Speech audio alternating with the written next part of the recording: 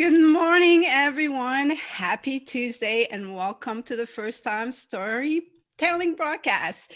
So, another great, beautiful, hot day in Las Vegas. All right, so today on the First Time Storytelling broadcast, my guest is Kent Frazier. Kent is a single father of two beautiful boys, a founder of Fully Human at Work, an executive coach, and lifelong performing musician and competitive athlete, bringing artistic and athletic play and rigor to his passion for adult development and transformation. Kent is here to share the story of his first time starting a movement, Fully Human at Work, upon coming out of a deep depression. And I'm going to tell you, Kent, I have a feeling we have a lot in common. So, welcome to the First Time Storytelling broadcast. Thank you, Ann. Thank you for having me. And I'm sorry to jump in and do this. I have to make a slight adjustment. I have a boy and a girl. I don't have two sons. I have a daughter Oh, Delilah who's 5, and a son Jackson who's 3. wow. Sorry about that. It's all good. It's all good. I just didn't want to hear about it from my daughter saying, "Hey, Dad," you know. Yeah, that is a very worthwhile correction. I'm glad Yeah. you made it. Yes. Awesome. Thanks for All having me. right, all right, Can. So we're gonna get a little deep into things because we have to address what brought you starting a movement. Which, ironically, again, this is where we're gonna have a lot. I think we're gonna have a great conversation because I battled with depression, and that also led me to starting the movement that I'm doing now. So it's very interesting. So can you, how for you did your depression come about? How did you find yourself in that state? Yeah. Um, what I'll say is, I've lived a very privileged and blessed life, and have had it pretty easy going, um,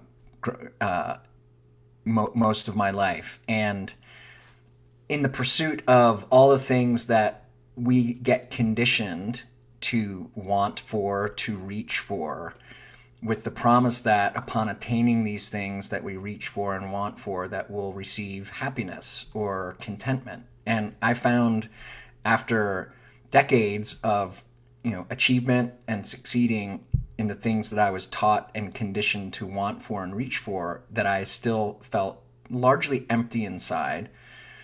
I'd been through any number of career changes, geographical changes. I've been in and out of different relationships. I've been married a couple times, and what really came to my awareness a couple years ago was, how much I was expecting my happiness and contentment to be fulfilled by some external condition. And when that repeatedly wasn't the case, I was like, gosh, what is this really all about? I've had 2 failed marriages. I've had success in my career, but yet there's still this like deep lack of satisfaction or self-knowing or feeling comfortable in my own skin. And so, as these external hallmarks of success or enoughness, all the things that one would think, gosh, you've checked all these boxes, you should have a really fulfilled life and happy life, and that wasn't the case. And so, really turning the light inward and looking at myself as cause in everything that my life has been, good, bad, and ugly, and really taking ownership for the missteps and the things that really didn't go as well. And it's called shadow work, in a lot of ways, but it's like really coming to terms with our own dark side, with our demons. And I got trapped in that. I got trapped looking at the darkness, and really fell into a deep, what I would describe now as victim consciousness. Poor me. Look at all the things that are happening to me. Look at all the things that I've done to myself and to these other people in my life that really matter. And it was a really dark place. It was a really, really dark place. So you're, just so I can recap, Yeah, if yeah. I have a proper understanding. Mm. So it's you were seeing what you had achieved, but you weren't seeing the value in it, or you weren't seeing, like, it wasn't reflecting back any happiness. So it was leaving you with emptiness. And then you started going into deeper into the emptiness. Is that Yeah, so? As yeah. you're falling into that emptiness, what was happening like in your life? Well, my second marriage had ended, and I was trying to figure out how to be a single dad to a then 3 year old and 1 year old. And I have a mother who's amazing and a father who's amazing, and I come from an intact family. So a broken family and having kids split between parents isn't in my playbook. That's wrong. And so there was a lot of wronging, a lot of shame, a lot of guilt, a lot of anger, a lot of regret. All of these lower realm emotions that most people in my work that I do in coaching and developing people, most of us prefer to stay distracted and amused than actually take a really close look at what's really going on underneath the surface. So you're slipping there. So what clicks? Like, what makes you want to? What makes you want to? Because the expression is like, when you're in depression, kind of shine that light into the darkness, right? So Yeah. step away, step away Yeah.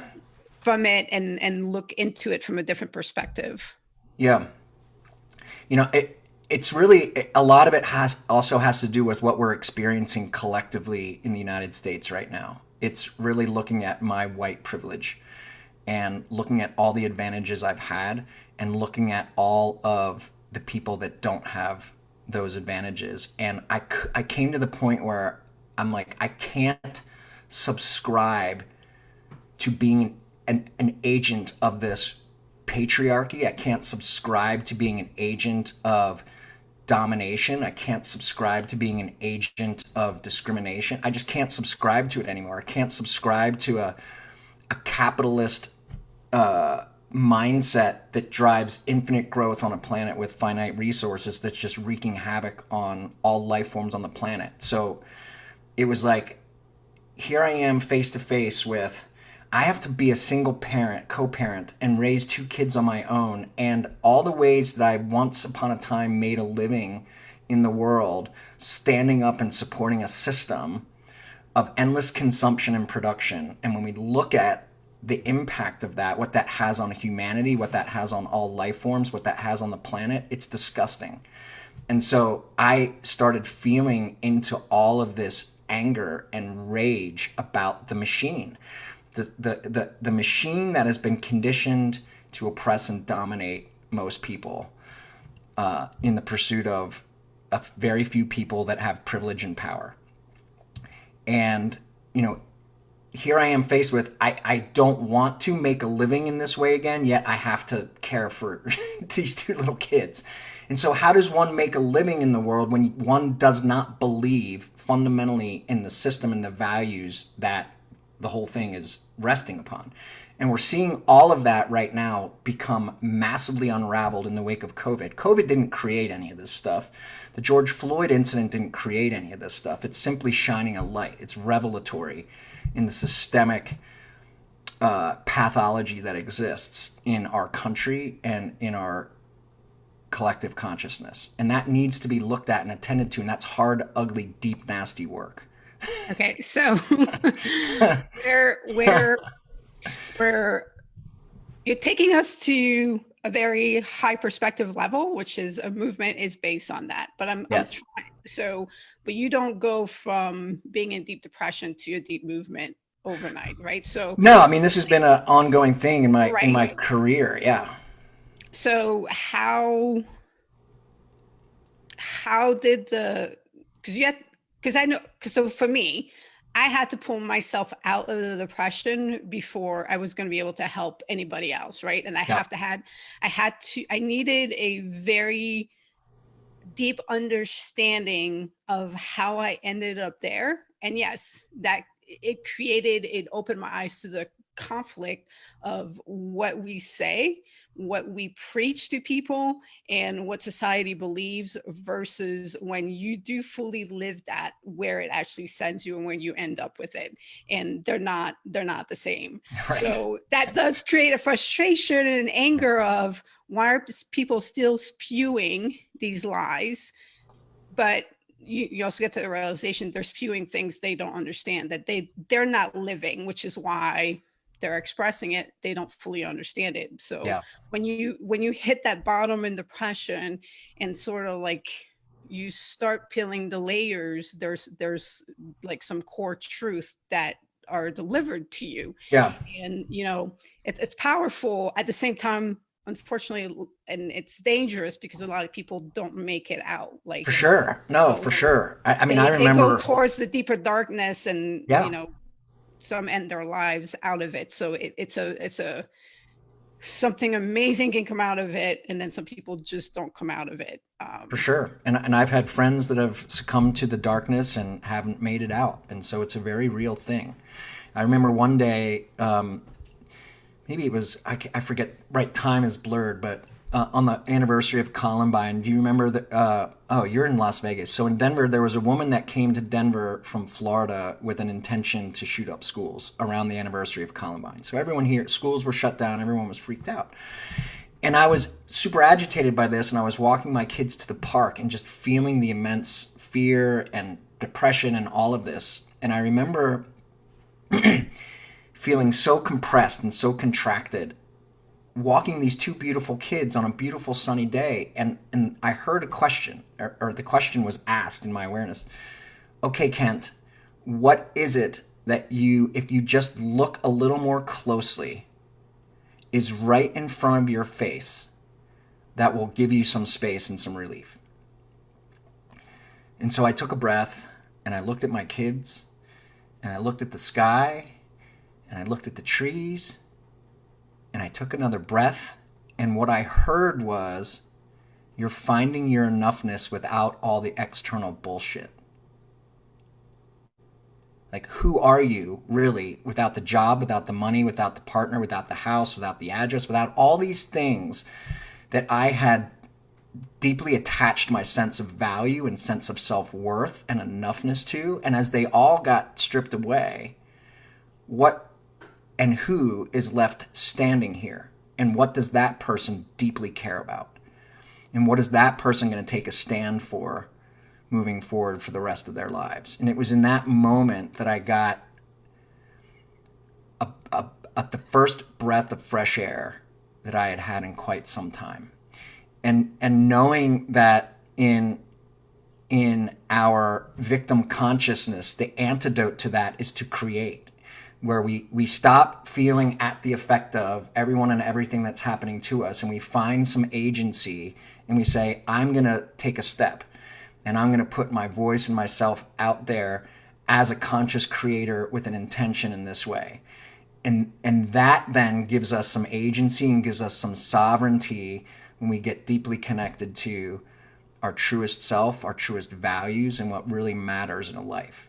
And that's what happened to me. And that's when I reached out to my friend Reggie Mara and said, Reggie, we need to build a curriculum about what it means to be fully human and the work that we all need to do moving into the 21st century as we just kind of look around at all the things that are unraveling. And so it was asking that deep question: what's here and what remains when all the externalities that I thought were me are gone? That's beautiful. And so, because I can be in that moment with you, like I can really envision what that moment is like, where that shift takes place.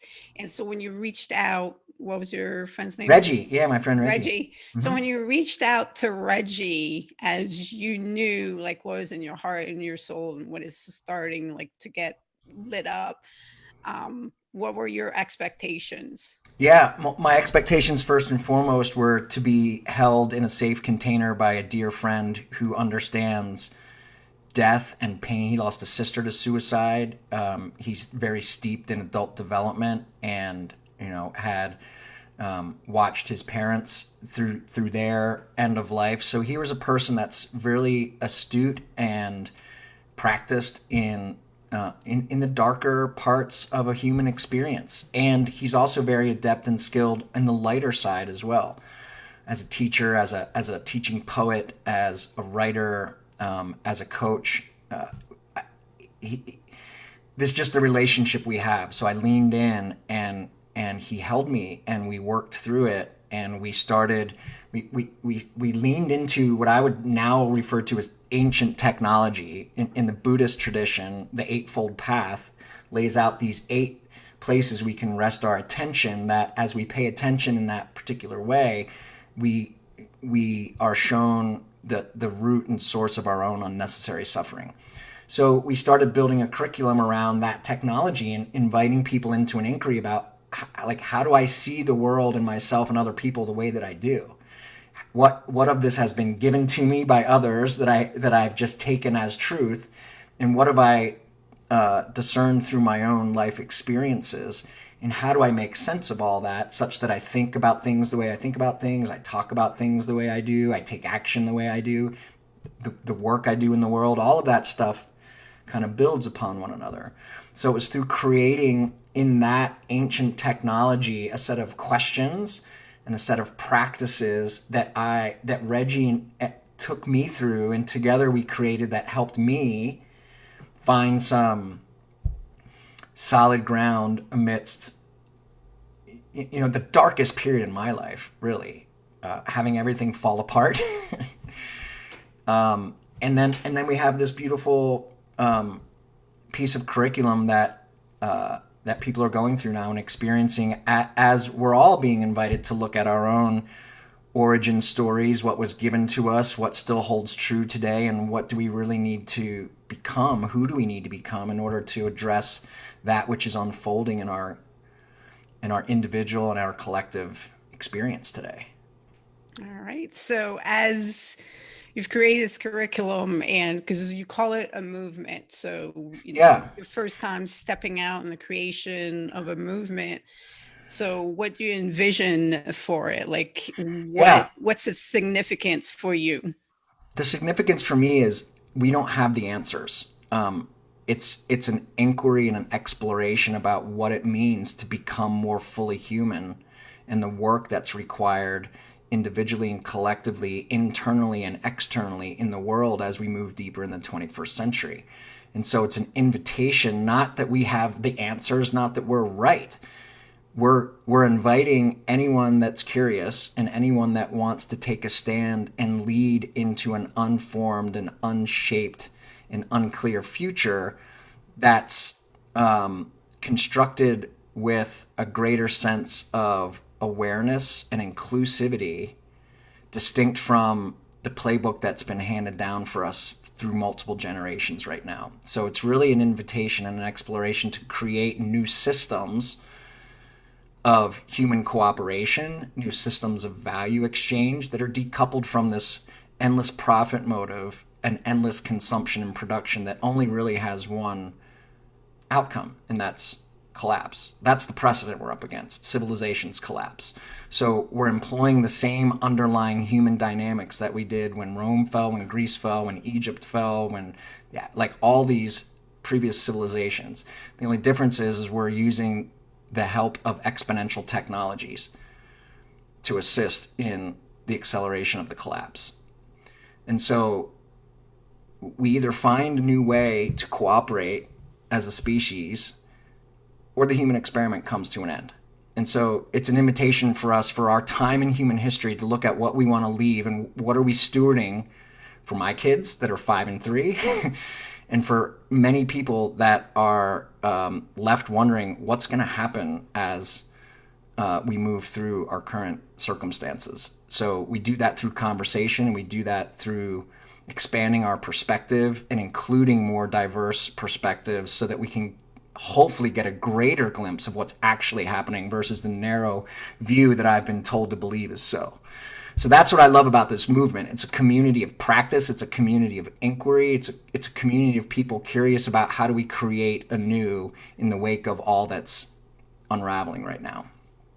So how so I agree with everything that you're saying. I'm on the same path. So my purpose, my mission is to raise human potential in my Oh, lifetime. beautiful. My approach, because my background is different than my approach is different, yet the mission is very similar. Hmm. Having lived in a world of those real, like what you just say as realization, I haven't lived in those for decades, having had that knowledge plaguing me and eating away at me and trying to bring forth and seeing a non-receptive environment for it. I have tried and tried to narrow down to the smallest denominator that I can get to where if I can engage you in that action and having learned a lot more about the brain and neuroplasticity, the chemical release, and how Hmm. to really like kind of tweak, Hmm. leverage, and fool you, right? Play with those, even maybe not slightly, it benefits you, but I might be employing it for the greater good without you knowing. So, and then I've always been fascinated with technology because I do believe technology in the right hands is what will elevate human potential and what our world and existence is going to be like. If I can trigger curiosity in Hmm. you, then I can set you on a path that leads to beautiful things. And one way to do that is novelty, right? If I can Hmm. introduce you to novelty and engage you with it, and you continue to explore, then that's going to lead you to your own journey because I think the journey, like we have to engage with life. And that's one thing that, even in what you're talking about, in the darkness came answers, came questions that you don't know where they came from. But when you start asking questions, life has a way of delivering some answers and asking you different questions to continue that path.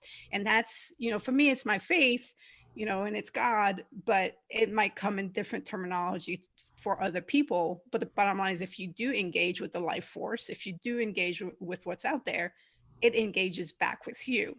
For And sure. now all of a sudden you're walking a different path that can awaken you and raise your awareness and then ultimately like raise your potential. And as every human being, we have that responsibility to go on that journey, and that's what is as a whole going to raise us up. So I love Yeah.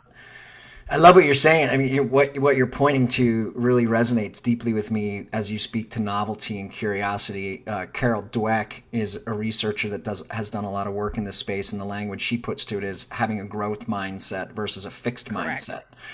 Right. So when we have a growth mindset, we embrace not knowing, we embrace curiosity, we embrace novelty, and that gives us a way to more freely dance with life, as you said, versus I am this way, I'm always going to be this way, things are this way, they're always going to be this way, and that keeps us compressed and contracted and can lead to that more darker, depressive state to persist.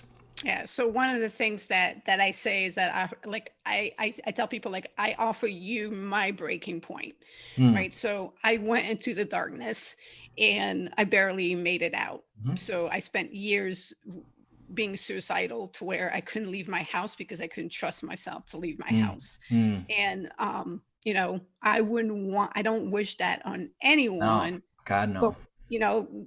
the fact that I got through it and how I came out on the other side, I want people to get to the other side of it without having to go. So I Well, tell people, that's a really interesting point. And one of the things that I get curious about in my work is it seems is that inevitably things do need to fall apart in order to be reorganized and put back together again in some new transcendent or higher order way of being organized in one's life. So I agree with you. There's the distinction here maybe is like there's some necessary suffering and some necessary hardship. I think that invites the carving of character and some of the harder earned virtues of a life, like patience and forgiveness and empathy and compassion, really come online when we're getting our asses kicked and we But actually are humbled. see, I think there's a different way to get there. You do? So yeah. So ever since I was young and people told me like you need to go like this is going to be good for you in the end. I Yeah. hated it. I Of hated course. Yeah. people saying that. Like I didn't want to suffer. Right. Why do I need to suffer? Why can't I reach those things without suffering? The reason why we can't is because of ego, it's because of stubbornness, it's because of actual you, it's because of certain traits that get in the way and we have to get broken down. Yeah. But if we can overcome ego, if we can overcome our because there's a yin and a yang to Yeah. everything, right? Yeah. So being stubborn and having grit, it depends on which end of the spectrum that you're on. One Yeah. is positive, one is negative, Right. one is positive, right? Right. Right. So if instead of you having to loop around multiple times and then something get bad enough to break the pattern, what if I can break that pattern before that, right? What if we can do the hack so you don't have to get there? But that, and that's where actually novelty comes in, right? And Yeah. that's where the neuroplasticity and the rewiring, so we can reach things without getting to the rock bottom. But you Yeah. have to listen, you have to be like, you have a certain level, the growth mindset, an open mind, right? And there's difference between growth mindset versus limited and open versus closed mindset. So there's a lot of terminology that goes into that and understanding it. And if I try to explain it to you, you're going to close down. Right. You're not going to be interested. Now, if I invite you to live it, right? And I'm on that journey with you. I'm living it with you. And as it's happening, we then, like you said, we have the conversations about it, and we have the haha moments without you having to dip. Because if society as a whole, we constantly have to keep dipping down to make a little progress, then we'll never make the leap. Does that make Yeah, sense? I don't know. I mean, it's an interesting. I don't have the answer, right? Like this is me. I don't know. As I think about the cyclical nature of life, the inhale and the exhale, the night and the day, high tide and low tide, the seasons where things die, the leaves fall off, things become dormant and die before there's spring once again. So as I look at the larger patterns that exist in the natural world, there is always the darkness, the death, the contraction before the expansion. And so, to me, I hold them as both necessary, the stubbornness and the grit. I think you described really well these polarities. One is not more right than the other. They coexist. North does not negate south. East does not negate west. These are polarities and tensions that exist in our reality, and as we loop around each of them, we are invited to let go of those things that once served us really well. The construction of ego and the personality strategies are survival techniques, and they're constructed in order for us to be able to persist and individuate and influence the environment around us. And at a point in time, we do need to let those go. And as one of my teachers, Adi Shanti, puts, the process of enlightenment is not one of joy. It's a very destructive process where everything not true is actually torn away. All the things that we thought were us, all the things that we thought were true, get torn away. And that's painful. And that's part of what I think the first noble truth in Buddhism speaks to. Like, life's hard, there's suffering in life. And so accepting that and embracing that and using it to, as the way I work at the shit that we step in, like, can that be used as fertilizer and compost to actually help our growth and become. But those and I agree with that, but I want to shift it. Yeah, I yeah. I it's a reality. I do not believe it's a reality that has to continue on. Here's why. So at 42 years old, having gone through everything that I've gone through, do I still have setbacks? Do I still have obstacles? Do I still have challenges? Absolutely. Do I view those the same? No.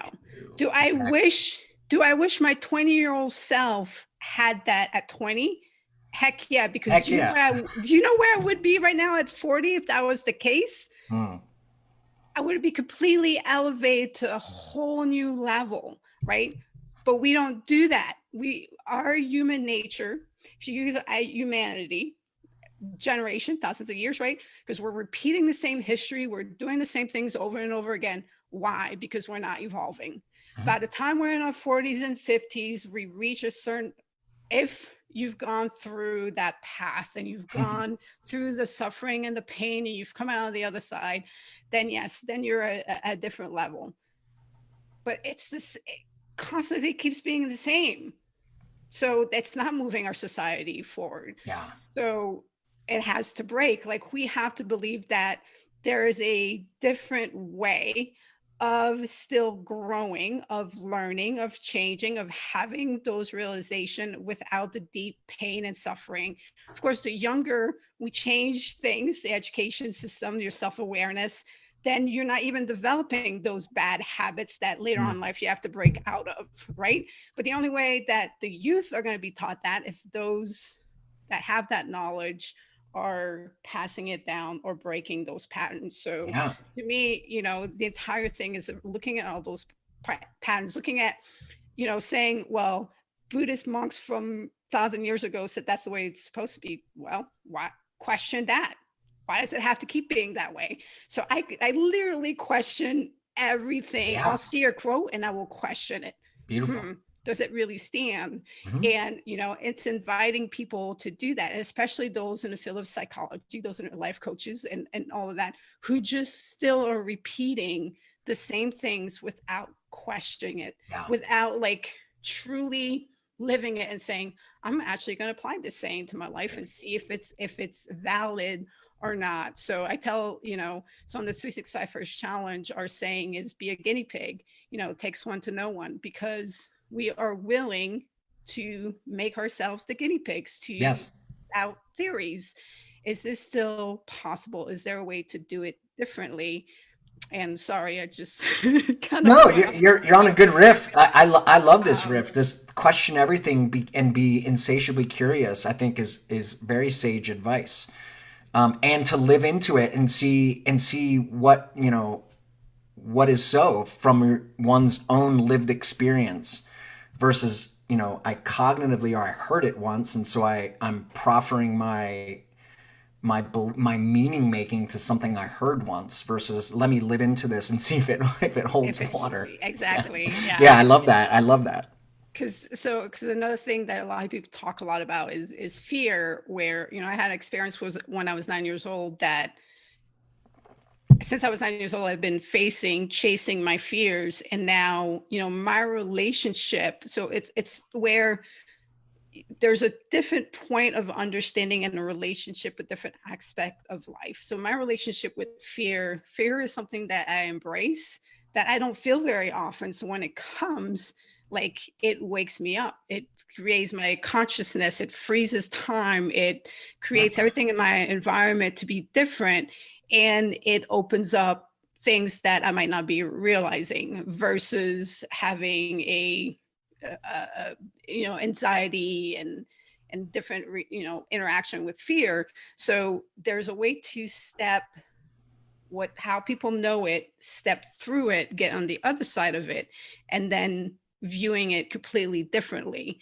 But you have to step through it, which I agree, most of the people, when you step through it, is where you feel that pain, that discomfort, the suffering. And when you are in it, your perspective of it is that it hurts, Mm. instead of the perspective of this is a beautiful thing that is Mm. going to take me somewhere else, and where people are supporting me, like your friends supporting through that time, to where it was a shared experience, therefore it's not as painful, right? Right. So as a Yeah. society, we can support that, and that comes through empathy, where we, again, get through it faster and raise above it, find ourselves on the other side, and now have a completely different conversation about it, because as human being, we are seeing those things from a completely different light. Yeah, no, I love this point you're making, the way we view the suffering. and we either kind of retract from it and run from it, or be at the effect of it, or we play with it and we get curious, as you said, around it. Much like in yoga, when we're holding a pose that's uncomfortable, it's relaxing and staying in that discomfort until something shifts and we actually welcome the sensation of moving through what maybe I previously related to as something bad or wrong or fear, but as I learn to play with the sensations and the energies, I can relate to them a little bit more softly. And I love, as you were speaking, bringing it back to my time with Reggie. And I always look to etymology of words around these things too, because I find it helps me understand what's going on. And when we look at compassion, as you mentioned, when we break that down, passion and the etymology of passion really means to endure suffering. It's been changed over time. People conflate passion with excitement and enthusiasm, but its origin really means to endure suffering, that which I'm willing to endure suffering on behalf of, such that I actually love the suffering, right? Like I'm no longer resisting, I'm actually in love with this.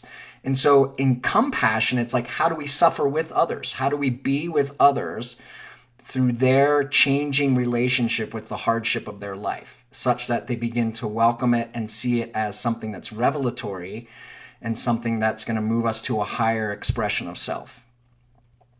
That I'm gonna have to go back and re-listen to that a couple of times.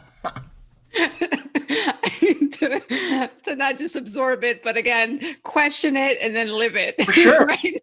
So, For sure. But the compassion. So what I was getting at is compassion, right? And this is a lesson that we're getting collectively right now: is how do we learn how to look at the collective suffering that we have as humanity in the wake of COVID, in the wake of the social unrest, in the racial unrest, and the political unrest in our country and in the world. How do we come together and be with one another skillfully, lovingly, and with some kindness through all of this pain that we're all experiencing right now, as our normal habituated ways of moving through the world have been changed. changed. Yeah. Let's leave it that changed. Well, but I also think that is a consistent, that people have known change a consistent of life, but I think the amplification of it will continue. Yeah. So it goes back to, the requirement to get comfortable with the uncomfortable, to get Yes. comfortable with things that have been in the past, things that we weren't comfortable with. And I think there is a massive shift happening in support of, your movement, my movement, the things that we want to do. And that, we do offer a path for people to, join us, to come to that level of understanding, whether, it's the language that you use, the language that I use. Yeah. Ultimately, it's the same thing. It's just, mine is definitely more on the, because I love to have fun. So mine is more like the fun, the excitement. But the Yeah. thing is, that I also address obstacles and setbacks, but it's all about having the mentality of, oh, that's a new challenge, right? So the perspective, like, you are on a similar path, doing the same things, but you bring the really big vision, the big picture of capitalism and like the other aspects of the finite, like you said, the finite resources that are there, and the road that ends. Like, it doesn't continue on. Like, if we stay on this path, it stop at some point, it comes to Mhm. an end, we drop off.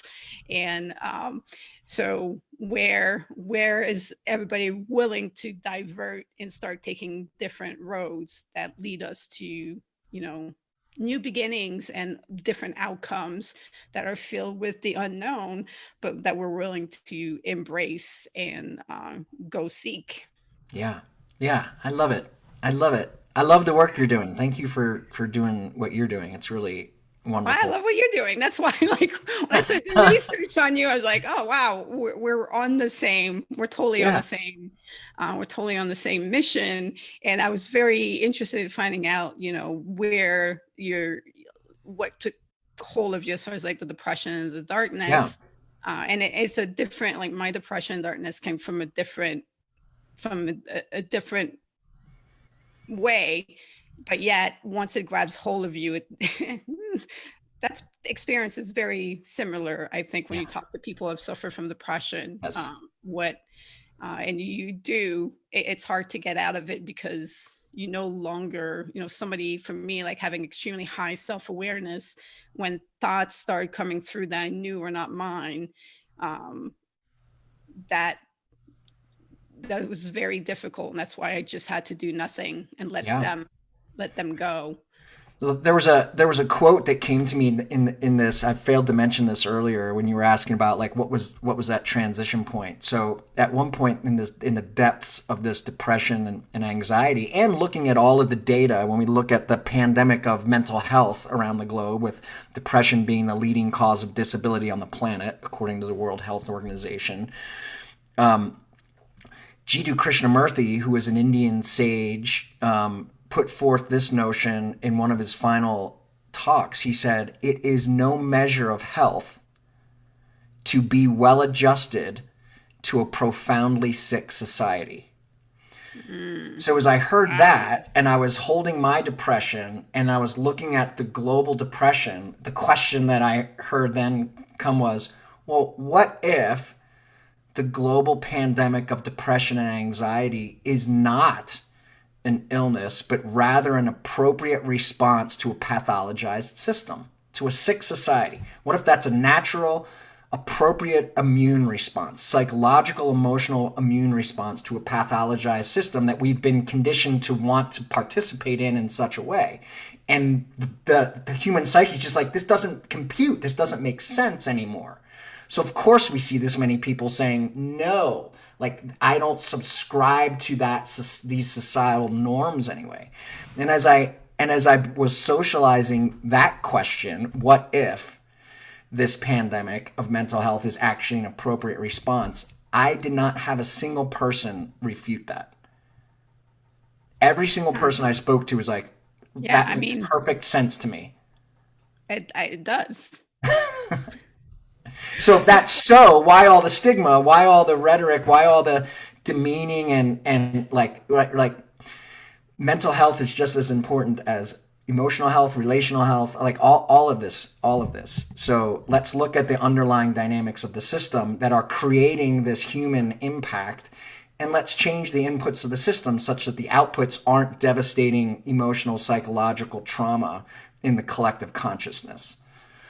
Well, as you're speaking, my guest from yesterday, my experience with that just raised to the surface. So my guest that came on, he has a chronic disease, so he has MS. And before he came on the show, like I felt myself in a space of, I feel uncomfortable having this conversation. Mm. I'm going to have this conversation because I like, and this is what I was kind of telling you, this show has been interesting because I've had people come on the show and share, the first that happened after the death of a husband, after the death of a father. And, I lost my mom. And so we're addressing topics that need addressing, that I'm put in a space where if I had to choose to talk about those things, I wouldn't. There's a lot of things I have to talk about, those things where it makes me realize, so I don't have a fear of death. Like I've lived a full life and I'm prepared for it. However, if you took away my ability to fully live and you asked me to have to completely constantly shift that, it would put me back in a place where it would be difficult, right? And I'm more prepared to go there. However, like having him on made me realize, okay, it would be tough. But hearing him and the fact that he went through it and is going through it, put me at such a much better place. And it reminded me like I would apply all the things that I've learned to that new situation. So I think that's the thing with mental health illness. People are so afraid of it coming to them that they don't want to talk about it. Hmm. They don't want to discuss it because what if it happens to me? Or I have to actually like put it into that space where I Hmm. have to consider it. Hmm. And but the more we open up the conversations, then the more people are honest and truthful about having experienced it, then the more normal it becomes. Then we can have deeper things. It's just like when somebody loses someone and you don't know what to say, when somebody has a or somebody's in the hospital, like we like it takes a lot of emotional, intelligence and empathy and compassion Hmm. to be able to go sit in that space with someone and not know what to do. So Hmm. we avoid it. Right. Um, and and that's one of the things with first times is again, it's encouraging people to do things for those first time. And one things that I tell people, it is going to be uncomfortable. It is going to be awkward. You're going to feel a lot of things in that first time. But once you step into it, then you come to understand it. So Yeah. so for me, it was like, Yeah. okay, I'm going to have the first time of interviewing somebody who has a chronic disease, and whatever comes of it is going to come of it. I'm going to be in that space, and I'm really happy I did that, and Yeah. continue to keep doing that to have a much better understanding of it. Yeah.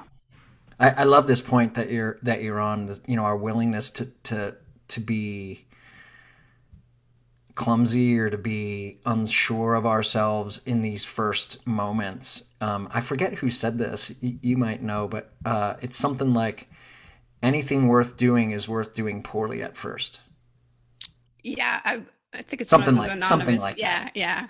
Yeah, and so to your point, like of these first challenges, as we look at who we want to become, as we look at the things that we feel called to move into, um, being comfortable, not being comfortable. As you said, this is one of the most important developmental moves because we're all conditioned to want to be liked, to want to be right, to want to know, to want to have the answers. And when we don't, we feel stupid, we feel not enough, we feel marginalized. And this is just part of our conditioning.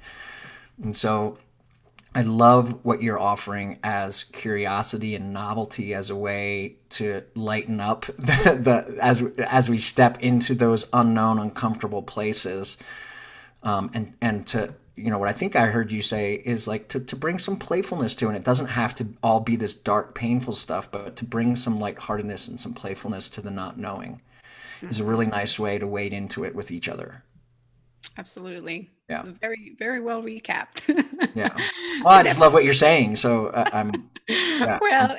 because I see like the change, like if you have Thai food for the first time and you go out and you do something else fun for the first time, you play a different game for the first time, and all of a sudden you find yourself at work and your boss is looking for somebody to volunteer and you raise your hand for the first time because like literally your brain is like, every time I do something new, it releases dopamine. I feel Right. happy. So, instinct will start making you say, yeah, I'm going to do it. Yeah. Yeah, I'm going to do it.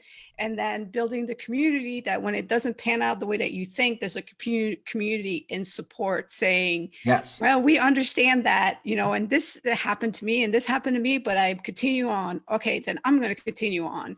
And it doesn't have to be huge, little things. So, that's one thing. So it's funny because I'm a super big thinker, yet I understand.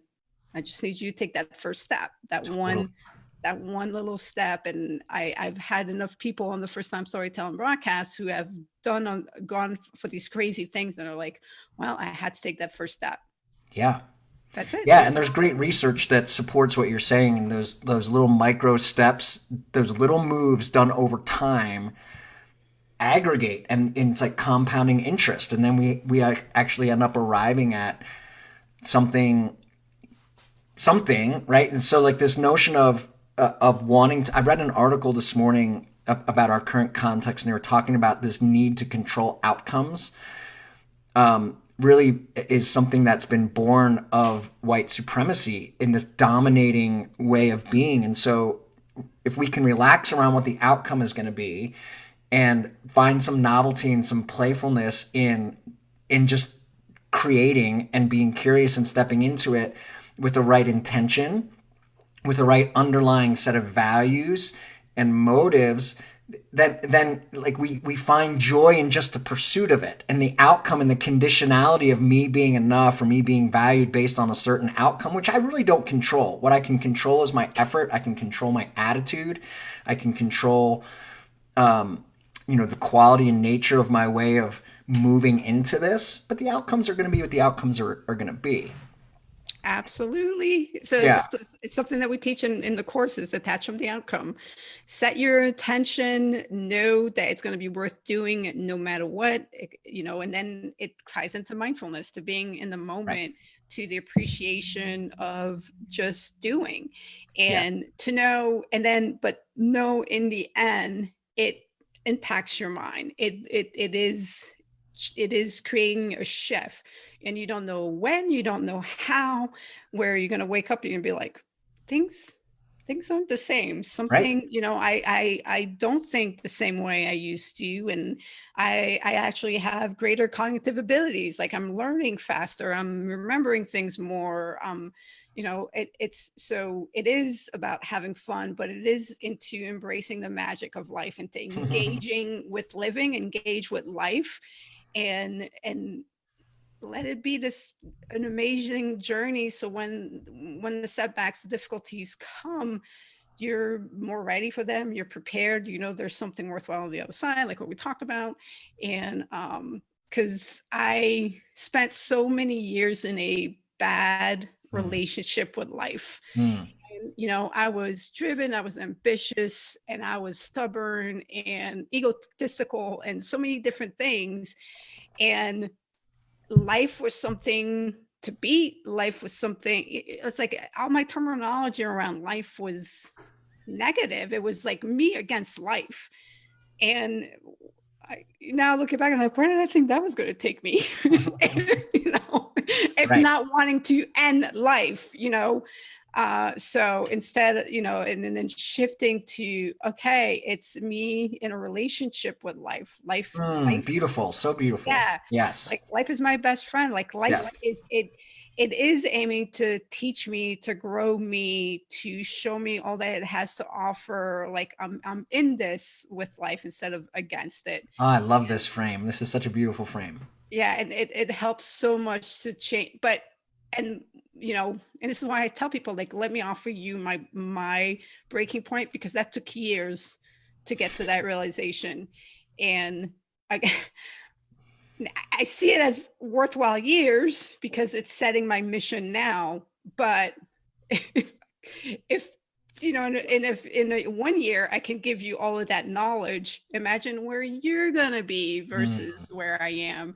And Yeah. I want to advance, like, future generations. Yeah. So now you're touching, like we could riff all day, and I feel like you're opening up a beautiful another thread here, and that is the role of elders in community. And we haven't done a great job in the West here honoring our elders. We prefer a younger, youth oriented culture of vibrancy and vitality, and we kind of dismiss our elders. And so, one of my teachers, Bill Plotkin, puts forward this notion that we live in a patho-adolescent society where we really haven't given ourselves or our elders time to really make a contribution, like you're speaking, that you're feeling called to do. Like, hey, I've lived this life, I've been through these hardships, let me share some of this hard-earned wisdom with you, so maybe it doesn't have to be as painful for you.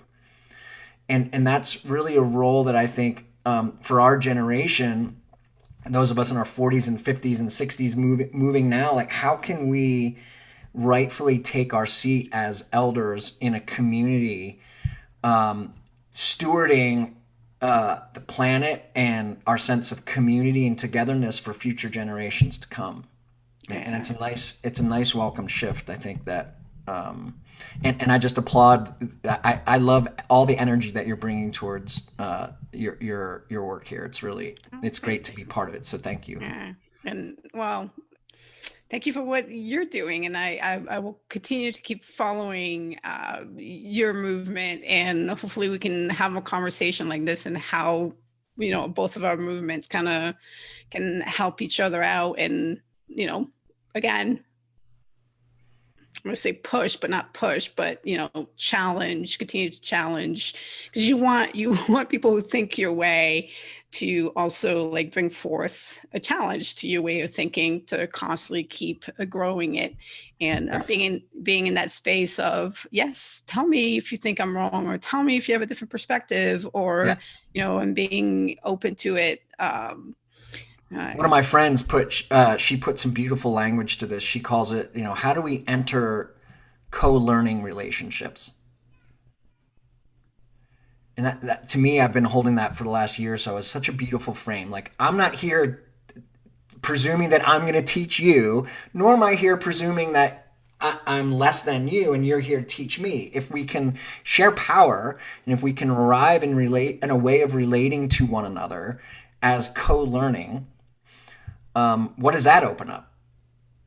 Yeah, exactly. Now I've taken a lot of your time. I don't know if you're in a hard press I'm to good. end. Okay, so let's then play the first time Let's lightning play. round with Yes. you. Okay, so the way it works is I'm going to ask you some first times examples. If it's something you've done before, so if you were on the app, you would flip up. So it's up. If it's something you've never done, not interested, we go left. And if something you've never done, would like to do, then we go right. So what do you need me to do? Say up, left, or right? Yeah, or done it. Not, yep, added Done not it, done. haven't done it, Yep, haven't want done to it. do it. Yeah, want to do it. Don't want to do it. Okay. So want to Okay, do it, don't want to do it, or have done it. exactly. Cool. Okay, help train service dogs. Ooh, have not done it. Um, would love to do it. All right, awesome. Would you even wear the suit? That's exactly why I would do it, to wear the suit. Awesome. All right, go on a World War I battlefield tour. Have not done it. I'm not feeling compelled to do that. Not feeling compelled to do that. Okay. Ride on, well, it would require going to Europe. ride on ride on jet skis. Have done that. Love it. It's fun. Do you remember your first time? First time. Yes, Jersey Shore. Girlfriend's house with her parents in Barnegat Bay, New Jersey. Uh, It was so much fun zipping around on those things, so and I'm like right there, right now. It was awesome. as a super summer memory. Totally, totally, totally. Okay. Also a summer activity. Play badminton. Badminton, yeah, love badminton. All right. Leaf collecting. Leaf collecting. Haven't collected leaves, have stacked leaves and jumped in them and thrown my kids in them, but haven't collected them per se. Would you do it? Would I do it? No. No, I don't think I your would thing. be into collecting leaves. You're not drawing leaves between. No. What about seashells? Seashells, as a kid, definitely collected seashells. Loved collecting starfishes, and sand dollars was a cool thing as a little kid. And I would look forward to sharing that with my kids someday when the beaches Awesome. reopen. Yeah, sand dollars are like, I was actually, it was just a few years ago when I found my first sand dollar, and I Mm. was like, what is this? Yeah, super cool. So in my room, I have a shelf where, so I collected them, and Mhm. they traveled far and everywhere. And when I there's a towel, and I'm like, what's in this towel? And then there was the, like, love those things. Yeah, Okay. they're super cool. So I know that you're a musician. So Yes. have you ever performed as a street performer? A street performer. I have not performed as a street performer. That would be an interesting experiment. Yeah. All right. So we're going right and putting on the list. Yes. Street perform. I might have to take that note and adventure into that this weekend, perhaps. Oh, you have to take pictures of videos and you have to Yeah. share. That would be so awesome. Hmm. Okay, grow herbs. I'm growing herbs right now. I have sage, basil, and oregano going right now. Oh, splendid. Awesome. Okay, we'll keep you in the kitchen. Make kombucha. Kombucha? Kombucha. I have made kombucha. I love making kombucha, and I'm about ready to start another batch. All right. Watch a ballet. I have watched a ballet. I've watched the Nutcracker. I had a girlfriend who was the Snow Queen. Is that no? What's the? I forget the character she played, but yes, I've been to the Oh, ballet. all right. Okay, final one is simple one. Play darts. I love playing darts. Darts is great. Darts is a really fun. Yes, I love darts. Darts. Okay, so usually this week I'm not doing it. I'm gonna have to bring him back. So usually it's a first time story prompt, and I don't have one Hmm. of those. So instead, I'm gonna is what is a first time that is on your list that we've not talked about? Something that I'd like to do for the first time. Hmm. Mm.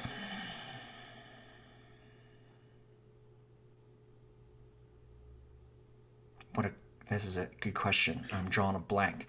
Um, mm. What's coming to me now is I would I've been saying this for a while, and I've been too afraid to do it. It's like I want to do what you're doing right now. I want to have my own Fully Human at Work podcast where I get a chance to speak to people about what their work is and becoming more fully human right now. Ooh. So becoming a host of a conversation or a podcast, much like you're doing, would be a first for me, and something that I've been flirting with for quite some time, but haven't taken that first step yet. Well, so what is the primary fear around it? It's all the editing work and production, post production work, and like all of that. I could be in conversations all day with people, but it's the production and marketing work that overwhelms me and keeps me from setting up conversations. Well, I will say this. You're being very realistic. I'm not saying something to be afraid of, but it's definitely something to be realistic about. Yeah, That it is a lot of work, yeah. and it has to be done for the sake of doing it.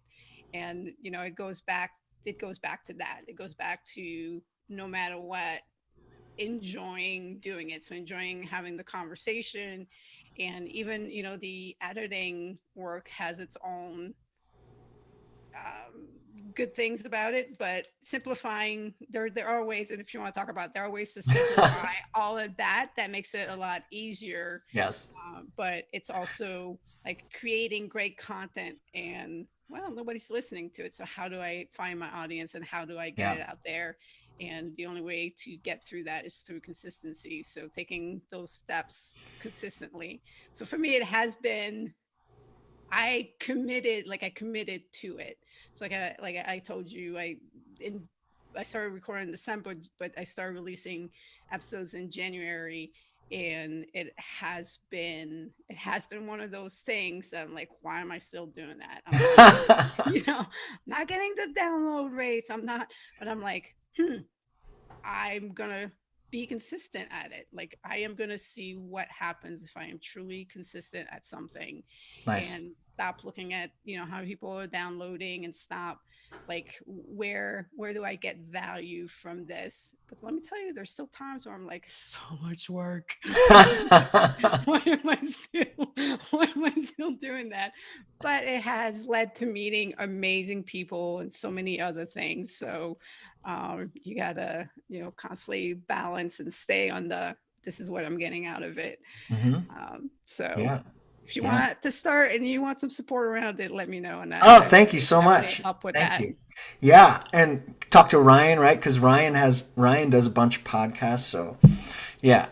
Yep. Thank you for validating my fear of all of all of the heavy lifting and It's a post production. concern. It's a concern, Okay. not a fear. It's a because it's like saying I'm afraid of hard work. I'm sure you're not afraid of hard work. No, it's just the nature of the work, right? And so, and this is what we teach in a lot of our organizations is helping people discover their both what they're great at and what they love doing. And if we can help people spend more time doing what they're great at and what they love doing, this invites more flow. This invites higher, more productive generative states that persist over time. So, what I've been holding out for in this podcast thing for me is at some point in time, someone will come into my community that just loves doing audio engineering, that loves doing post production work, and hates doing the stuff that I love doing. And there will be a match made in heaven.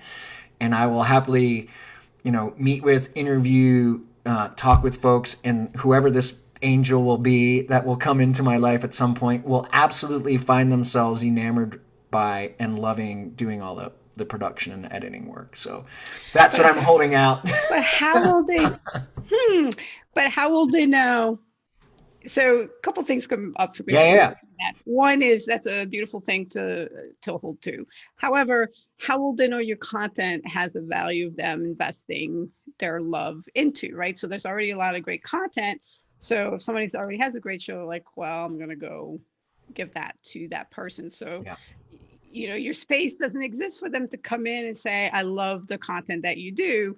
But then I will also say that there's always value in learning. So Oh even yeah. if you don't continue to do the editing, learning how to do it, because trust me, so I had somebody for the expert advice for your first time series. I had somebody who was editing. Mm-hmm. I mean, I was paying, but I found him on Fiverr. It was very Mm-hmm. affordable. But Mm-hmm. I realized it was taking me more time to Mm. actually prep everything for him than to me to just do it. So I'm like, Got well, it. I might as well just do it. And it's really not that difficult. Now, am I taking it at the level that some of the produced shows are at? No. Do I need to? No. Will I someday? Yes. So it's like I always being willing to start at the start point Yeah. and to learn, and then you open up. So now I have this summer I have interns that are working for me, so they're taking, they're creating some great content around the content that I have. And the reason why they're able to do that is because it exists. If it didn't exist, those interns would not have been attracted to what I had to offer. So Yeah. got to start the journey. You got to take the Yes. first step. Yes. And I do believe in what I heard you say is there's absolutely merit in learning it oneself and figuring it out. Like any trade or any craft, understanding the underlying mechanics of the stuff. It is most of the time, I would say, if not all the time, time well spent. Yeah, so and it helps with establishing and as an entrepreneur, it helps with establishing the process procedures. I've done it. I can tell you how to do it and how I wanted it done instead of, and then it costs less, right? So I don't Right. have to hire somebody that's at this stage. I can hire somebody that's at this stage because I've already laid out the path. It's costing me less money or whatever it might be. So Yeah. Beautiful. Beautiful. Beautiful. you get Ryan on stage and I'll get you on your podcast. Excellent. Yeah. Y'all can figure out what you gang up to get me to do. Yeah. Nice. All right. Well, Kent, it's been an absolute pleasure. And like I said, I really hope that we do stay in touch. I would love to. Yeah. All Thank you so right. much for having me. And this has been fun and really great. I love what you're doing. I think inviting people to step into these firsts, share those stories, and finding out that it's stepping into the firsts is very rewarding in and of itself. I think Brene Brown once said, for those of us that like doing that, it's not always about having to stick the landing. It's about seeing if I can actually fly. Yeah. Yeah. And I've, and you get to the point where it becomes fun to embarrass yourself. Because it's been such a great thing for me to return to having so much more of a childlike mindset Yeah. to just, to just have fun. And I spent 24 years in the Marine Corps, and trust me, if I put the uniform on, Oh wow. there's such a great seriousness, and there's like a whole other me that comes out. And like I don't want to keep putting that person on. Like I want to be the person where there's great knowledge and wisdom, but I will make a fool out of myself and have a blast doing it. And then people are going to be like, those things can coexist. Absolutely, those things Yeah. can coexist. Um, I love it. I love it. yeah. I love it. I love it. You're doing great stuff, Ann. Keep it up. So are you. Thank you. Yeah, thank you.